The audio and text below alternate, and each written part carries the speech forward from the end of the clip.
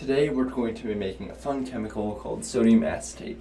To do this, it's fairly simple, and we need to start off with the classic reaction of vinegar and baking soda. You can see here that I'm adding 500 milliliters of vinegar to a beaker, and then slowly adding baking soda until it stops reacting.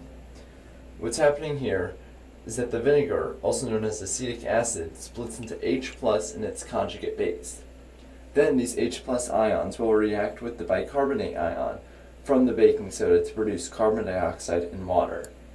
This will neutralize the solution while making the byproducts that will either leave or just mix with the rest of the water to be separated out later.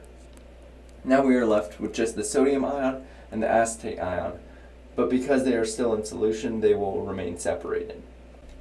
Because the vinegar that I am using is only 5% acidic, I will need to use a lot of it to get a decent amount of acetate salt in the end.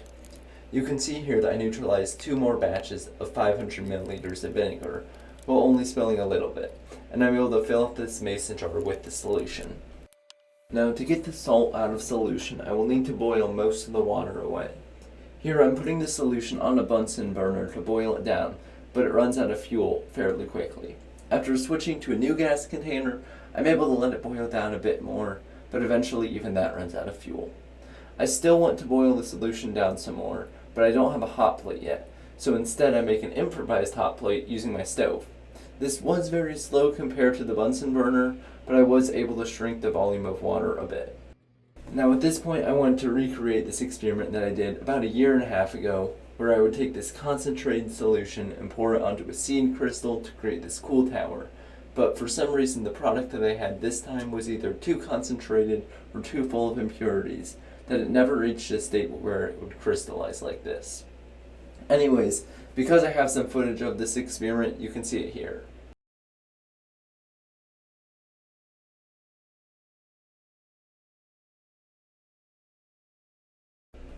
After letting the solution cool, it slightly solidified as the salt crystallized out. I was then able to pour the solution into a boat made out of aluminum foil for drying.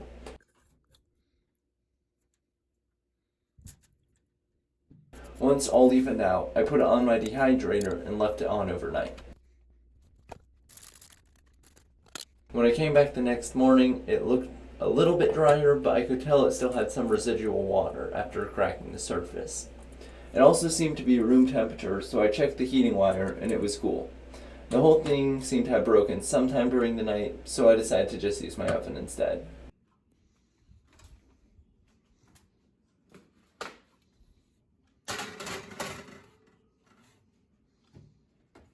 After putting the salt in for a couple hours, it looked dry, but after breaking the surface, there was still a little bit of water left, so I left the salt in the oven for another hour. After taking it out this time, I was kind of shocked to see this tower thing that just seemed to appear out of the salt. After looking into it, I still don't know why exactly this happened, so if you have an idea about it, just leave it in the comments. It seemed to be quite hard but also brittle, so I collected it along with the rest of the product. It took quite a while to remove all the salt from the foil though, and the salt was surprisingly strong compared to other salts I've seen. To collect it, I just tried to get the big chunks into a beaker and crush it a bit so everything would fit.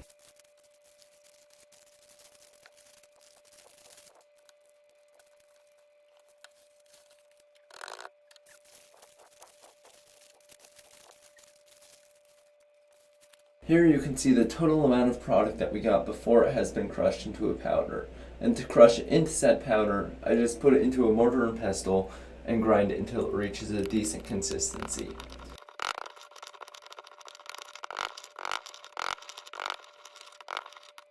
You can see here the results of the first batch of grinding that I did, and this ended up being pretty slow. If I were to do it again, I think I would use a blender instead, but this did work.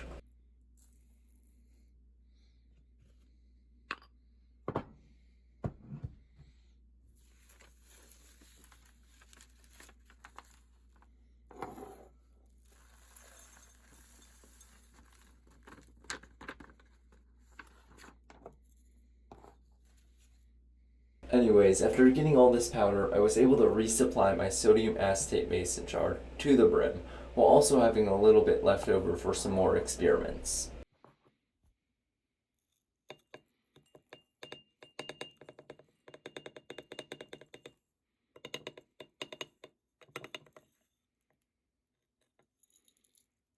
Another fun side product of this process is that it creates a lot of dust, which wasn't a huge problem, but it didn't smell really good and was kind of annoying.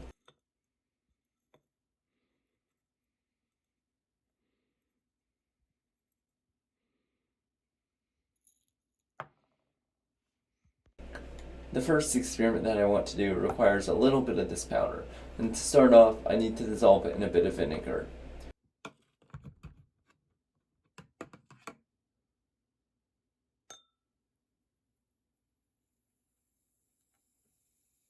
Clearly some of the sodium bicarbonate did not react before, so it reacts and bubbles now that more vinegar is added.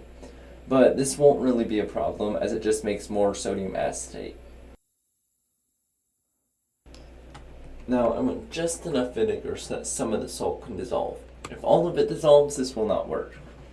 I just want to make sure that the solution in there is completely saturated without leaving any solid crystal. To help get more salt dissolved, I started to break up the chunks with a glass stir rod and then stirred the solution as best I could. Now, I did forget to record this part, but after that I put the solution into a vacuum sealed bag and sealed it to create a closed system. I was then able to put this bag into a pot of boiling water to dissolve the remaining solid salt in the solution. After this, I can take the bag out and allow it to cool down to room temperature, but all the salt will remain dissolved. This creates what is called a supersaturated solution, where the salt would crystallize out if it could, but there is no spot to start the crystallization, so everything remains in solution. However, if something disturbs the solution enough, it could create a crystal that would start a chain reaction, creating a lot of heat. And that's exactly what we want to do. You can see here that I'm trying to apply some shock to the system to start the crystallization. Normally I would add some object inside to help create some sort of rough surface, but I forgot to add that to this bag. Eventually, however, you can see that a small crystal starts in the top left corner of the bag and continues to spread throughout the solution. As this crystal front spreads, it releases a lot of energy, which heats up the bag significantly, but unfortunately I don't have a way to show that to you through a video, so you're just going to have to trust me on this one. Now, it should be noted that the solution in the bag should be a clearish to slightly yellow color, and unfortunately that is not what this looked like. So I decided to try and make one more batch to see if that would fix things. You can see me repeating all the steps that were done before, but this time in a pot because I was still out of gas for my burner. I don't really know where the impurity is coming from, but my best guesses are that there is simply some impurity in the baking soda, or that I'm heating the solution too much, which is causing the acetate to decompose into some unwanted products. Whatever it is, the same problem happened in this batch, and it started to crystallize by itself once I cooled it down.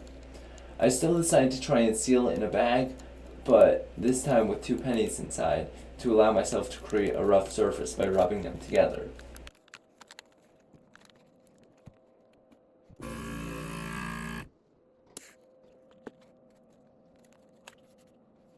I tried boiling the bag to redissolve any existing crystals, but the solution still remained cloudy.